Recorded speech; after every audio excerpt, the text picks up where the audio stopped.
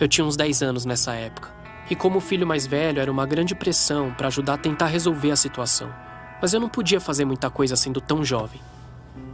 Como a única coisa que eu podia fazer era esquecer a minha vida, eu comecei a ganhar peso rápido. Nos 3 anos seguintes, o meu peso triplicou. E aí eu cheguei aos 136 quilos com 13 anos de idade. Claro que ficar tão pesado assim complicou ainda mais as coisas. Porque eu não cabia na minha carteira como os outros alunos cabiam.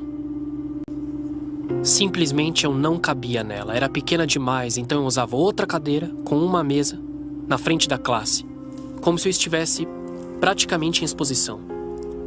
Eu não tinha nenhum amigo, tinha apenas a comida e a minha família. Continuei comendo o máximo que eu podia, sempre que podia, e eu engordei 68 quilos mais ou menos. Na época eu cheguei aos 204 quilos, mas nessa idade minha família passou a ser uma responsabilidade maior para mim porque, como filho mais velho, eu tinha que começar a ser o chefe da família e cuidar de todo mundo. Já que meus pais não estavam cuidando da gente, eu tinha idade para trabalhar fora. Então eu me tornei o homem da casa. Eu consegui um emprego numa lanchonete para ter um salário e continuar comendo o dia todo. Eu estudava das 7 da manhã às 3 da tarde.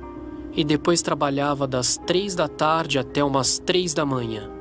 E tinha que estar de volta à escola às 7 da manhã.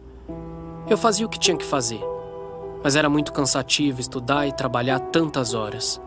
Comecei a ficar muito deprimido e isso só me fazia querer comer ainda mais. Aí quando eu fiz 18 anos e terminei o ensino médio, eu já estava com uns 250 quilos.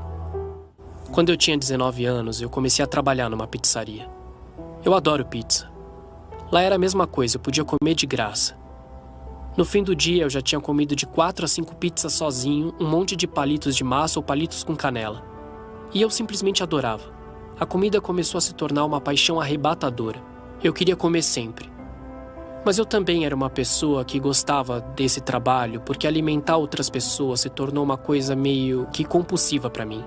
E isso fazia com que eu comesse mais. E continuei aumentando de peso.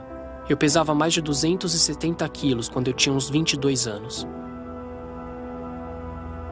Pouco antes de chegar a esse peso, o linfedema começou a surgir na minha perna.